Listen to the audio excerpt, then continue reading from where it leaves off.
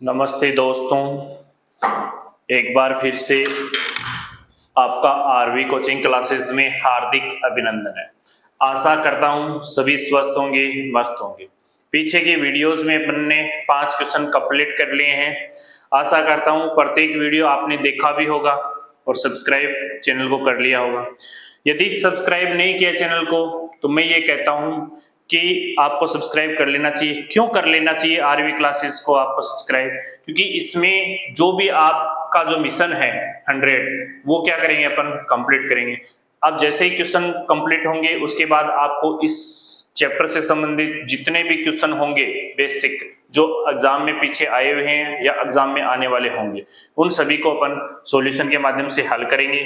चाहे वो कोई भी चैप्टर हो, जिस चैप्टर को अपन कंप्लीट करेंगे उसके साथ उसके जितने भी मार्क्स के छोटे बड़े जितने भी ऑब्जेक्टिव टाइप क्वेश्चन जो भी आएंगे या रिक्स्थान वगैरह उन सबको अपन कंप्लीट करेंगे। लेकिन इसमें सबसे बड़ी बात यह है कि अपने पास जो 6 नंबर क्वेश्चन है वो अपने पास इंपॉर्टेंट क्यों है, इसकी खासियत क्या है? इसकी खासियत ये है कि इसमें अपने को 15 सेंटीमीटर त्रिज्या वाला एक वर्त जो जीवा पर केंद्र पर आंतरित करता है, तो 15 सेंटीमीटर की कोई जीवा लेंगे, ठीक है, त्रिज्या लेंगे और उस पे कोई एक जीवा लेंगे, उस जीवा से केंद्र पे आंतरित कोण होगा। तो ये 15 सेंटीमीटर क्या अपनी वर्त की त्रिज्या, 15 सेंटीमीटर क्या है वर्त की त्रिज्या, और इधर भी 15 सेंटीमीटर क्या वर्त की त्रिज्या। केंद्र हो गया ओ, केंद्र क्या हो गया ओ, थोड़ा सा ऊपर बना दिया मैंने ताकि अच्छे से आपको दिखाई दे, ठीक है, वरना तो इसका केंद्र मिडिल पॉइंट यहाँ आएगा, ठीक है। अब देखिए इसमें कोण कितना है 60 डिग्री। तो ये जो 60 डिग्री यहाँ पर एंगल है ये कब होगा? जब आपके पास कोई जीवा होगी। तो ये हो गई आपके पास जीवा जिसका नाम दे दिया ए बी। क्या दे दिया? A B. और कोण कितना डिग्री होगा? 60 डिग्री। अब प्यारे बच्चों इससे एक बात स्पष्ट हो रही है कि ये यदि एंगल 60 डिग्री है तो यहां पर भुजा दोनों क्या इक्वल है ना, तो इसका मतलब इनके संगत भुजा के संगत कोण भी क्या होंगे? बराबर होंगे ना। तो ये भी कितने होंगे? 60-60 डिग्री। क्यों हुए 60-60 ही मैंने क्यों चयन किया? क्यों? क्योंकि त्रिभुज के अंतः कोणों का योग होता है 180 डिग्री। अब अपने पास ये 15 है, ये 15 है, तो इसको 60 ले लेंगे तो ये दोनों किसके बचेंगे? 60-60 के, इक्वल मानना पड़ेगा अपने को। अब देखिए प्यारे बच्चों ध्यानपूर्वक, ये तो अपना डायग्राम हो चुका है, लेकिन अपने को इन एंगलों से कोई मतलब नहीं है, अपने को इनसे कोई भी लगाव नहीं है। अपने को तो जो दिया गया था वो अहम भूमिका निभाएगा अपने प्रश्न में। तो अब सबसे पहले हल में क्या दिया वो लिखेंगे, उसके बाद क्या करना है वो देखेंगे। तो सबसे पहले एक वर्त की त्रिज्या, एक वर्त की त्रिज्या, एक वर्त की त्रिज्या कितनी है? वर्त की त्रिज्या कितनी है? आर। वर्त की त्रिज्या कितनी है? आर। आर कितनी है? 15 सेंटीमीटर। कितनी है? 15 सेंटीमीटर। अब इसमें वर्त की त्रिज्या अपने पास क्या हो गई? आर, जो कितनी हो गई? 15 सेंटीमीटर। अब 15 सेंटीमीटर के बाद अपने को यहां पर क्या दिया गया है? कोई वर्त की कोई जीवा द्वारा केंद्र पर आंतरित कोण, जीवा द्वारा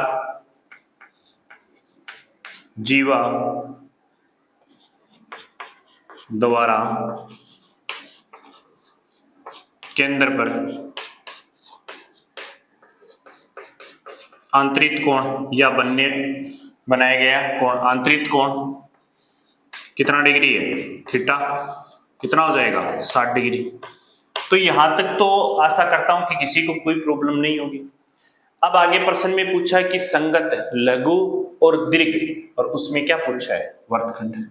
तो अपने को उसका वर्तखंड का क्षेत्रफल याद होना चाहिए। वो भी कैसा? पहले अपन लघु का निकालेंगे। किसका निकालेंगे?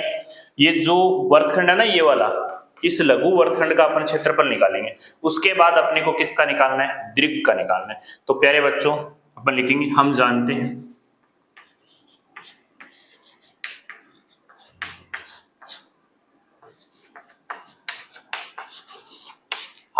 हैं कि लघु वर्तखंड संगत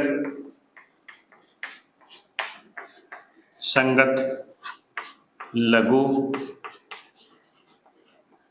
वर्तखंड का क्षेत्रफल लघु वर्गखंड का क्षेत्रफल कितना हो जाएगा आपके पास, देखिए बराबर, मैंने आपको एक बताया था कि जो त्रिज्याखंड होता है ना, त्रिज्याखंड में से अपन किसी त्रिभुज को हटा देते हैं तो अपने पास जो लघु वर्गखंड होगा वही तो आएगा, क्योंकि ये पूरा का पूरा एक शेप आपको नजर आ रही है, देखिए ये इस प्रकार की शेप नजर आ रही है। तो दो त्रिज्या और एक चाप के मध्य का भाग क्या कहलाता है, त्रिज्याखंड। तो एक तो गया त्रिज्याखंड। इसमें से यदि अपन इस ऊपर वाले त्रिभुज को हटा दें, कहने का मतलब है इस ट्रायंगल को अपन हटा दें तो अपने पास क्या बचेगा, वर्गखंड ही तो बचेगा। तो इसको हटाना है अपने को। तो इसमें सबसे पहले त्रिज्याखंड में से किसको हटाएंगे, त्रिभुज के क्षेत्रफल को। तो अपने पास सूत्र हो जाएगा पाई आर स्क्वायर थीटा बट्टा 360, फिर चिन्ह कैसा, माइनस का, 1/2 r square into sine theta. ये अपना सूत्र हो गया। अब देखिए जो वैल्यूज अपने को दी गई हैं वो वैल्यूज यहाँ पर पुट आउट करिए। जैसे ही अपने पास पाई है तो पाई का यहाँ पर कौन सा मान आपको प्रयोग करना है, 3.14। तो अपन यहाँ लिखेंगे 3.14 गुणा आर अपने पास कितना है 15, तो अपन यहाँ से लिखेंगे 15 गुणा 15। फिर देखिए थीटा कितना अपने पास 60, तो यहाँ पर क्या लिख देंगे 60 डिग्री। बट्टा में क्या आ जाएगी अपने पास वैल्यू 360 डिग्री। फिर साइन कैसा, माइनस का, 1/2 आर कितना अपने पास 15, 15 गुणा 15। फिर देखिए साइन थीटा, थीटा कितना आ जाएगा साइन 60 डिग्री। और प्यारे बच्चों आपने त्रिकोणमिति में साइन 60 की वैल्यूज पढ़ी होगी √3/2, यानी जो साइन 60 है उसकी वैल्यू कितनी होती है √3/2। अब देखिए यहाँ से जो कट रहा है उसको काट दीजिए, एक स्टेप और करेंगे अपन। 0 से 0, 6 से 36, कितने टाइम कटे 6 टाइम। अब देखना यहाँ पर अपने पास 15 × 15 है और यहाँ पर भी अपने पास 15 × 15 है, तो दोनों में से सेम वैल्यूज इसलिए अपन कॉमन ले लेंगे। तो अपने पास क्या बचेगा, उधर देखिए इसकी जगह मैं क्या रख दूंगा √3/2। तो पहले इसको लिखेंगे अपन 3.14 गुणा 15 गुणा 15/6। इधर देखिए -1/2, 15 गुणा 15 गुणा √3/2। यहां तक मेरे हिसाब से किसी को कोई समस्या नहीं है। अब इन दोनों में से मैं 15 क्या ले लूंगा बाहर, 15 × 15 क्या होगा 225, लेकिन मैं पहले दर्शा रहा हूं ताकि आपको अच्छे से समझ में आ जाए। 15 × 15 बाहर ले लिया। अब देखिए इस वाले पूरे वैल्यू में अपने पास 15 × 15 बाहर जा चुका है, तो अपने पास क्या बचा 3.14 बट्टा क्या बचा 6, इधर क्या बचा माइनस √3 की जगह क्या रखोगे आप, √3 की जगह रखोगे 1.73। तो ये रख दूंगा मैं, 15 × 15 तो बाहर जा चुका है, इसकी जगह मैं रख दूंगा 1.73 बट्टा कितना आ गया 4। समझ गए ना 4 क्यों है, इस 2 को इस 2 से कर दिया मैंने मल्टीप्लाई, तो ये आ गया। अब देखिए यहां से 15 को जब 15 से गुणा करते हो तो 225 आते हैं। कितने आते हैं प्यारे बच्चों 225 आ गए। अब ब्रैकेट में 6 का भाग दोगे आप किसमें, तो अपने पास वैल्यू क्या आएगी वो देखेंगे अपने को। देखो मैं भाग यहां पर बता रहा हूं, पॉइंट को भूलना है अपने को एक बार के लिए। किसको भूलना है, पॉइंट को। 314 समझना है, 314 में किसका भाग देना आपको 6 का। तो 6 का भाग दोगे तो 6 पंजो 30, भाग कितनी बार गया 5 बार, बचा क्या 1।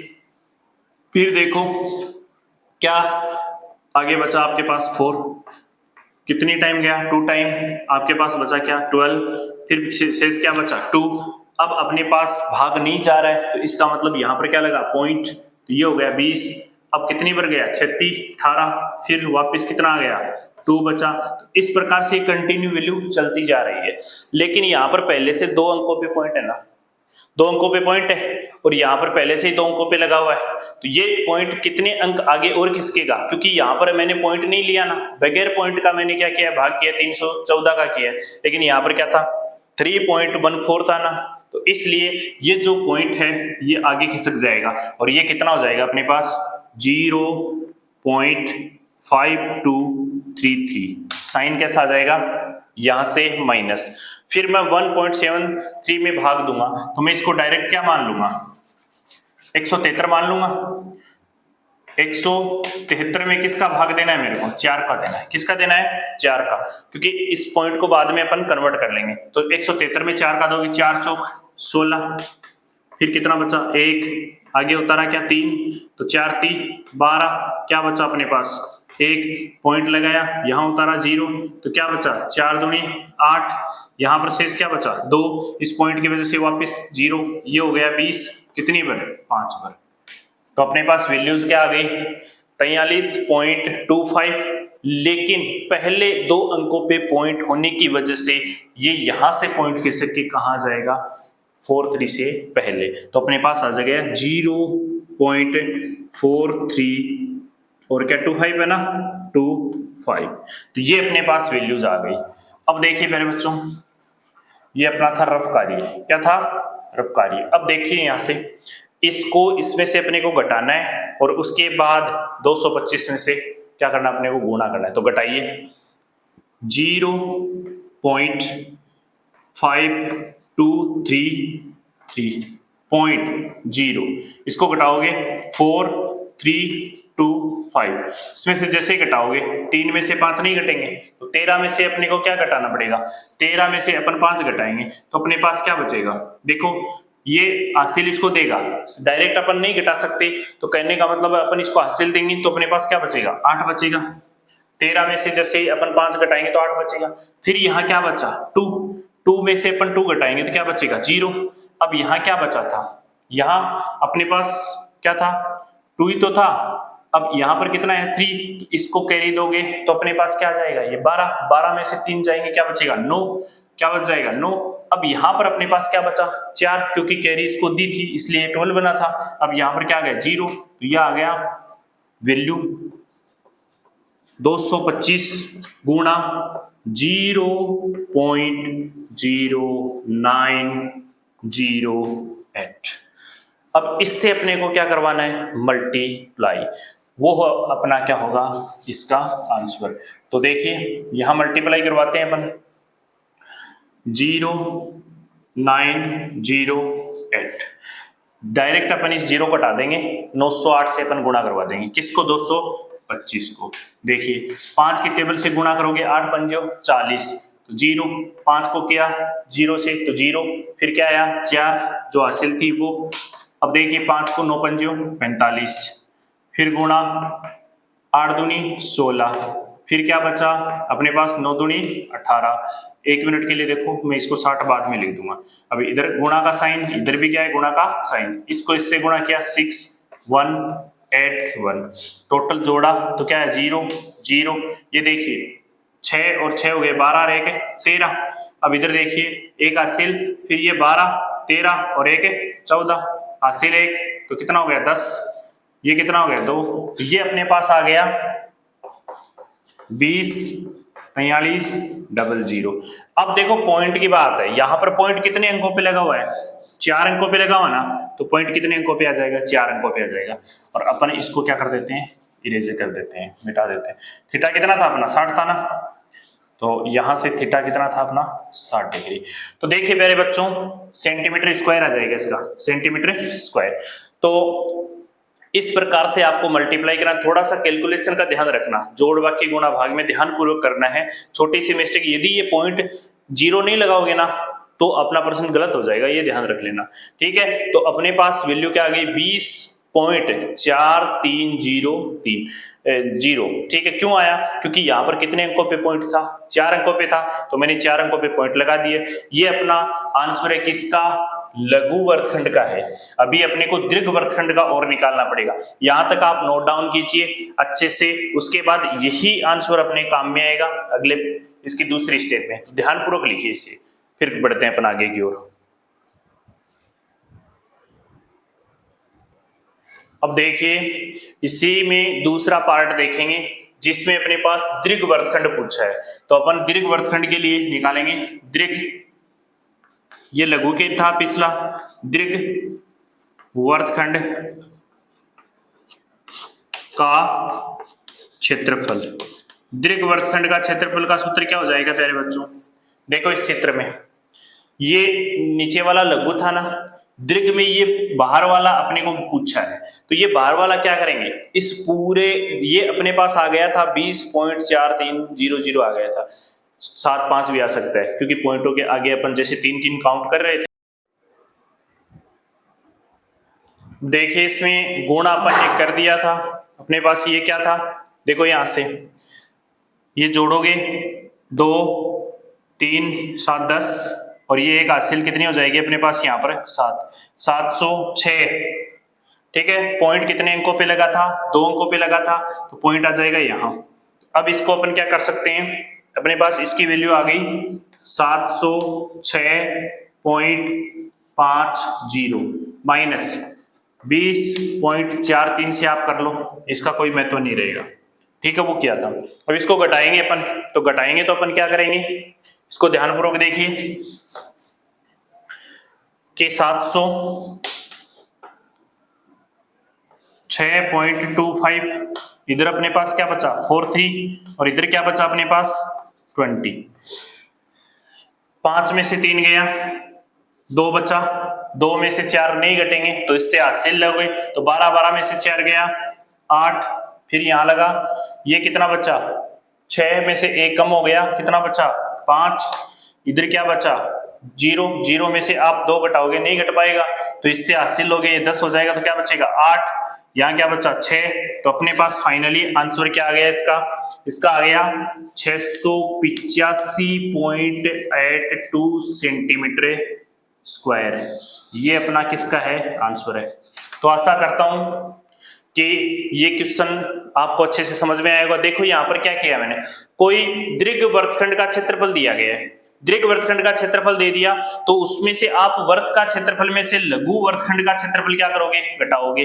लघु वर्गखंड का क्षेत्रफल अपन ने यहाँ निकाला था अभी 20.43 था, तो इसकी जगह आपको वैल्यूज पुट करने की जरूरत नहीं है, यदि सूत्र लिखना चाहो तो लिख सकते हो। फिर अपन पाई आर स्क्वायर यानी वर्ग का क्षेत्रफल में से घटा देंगे वर्ग के।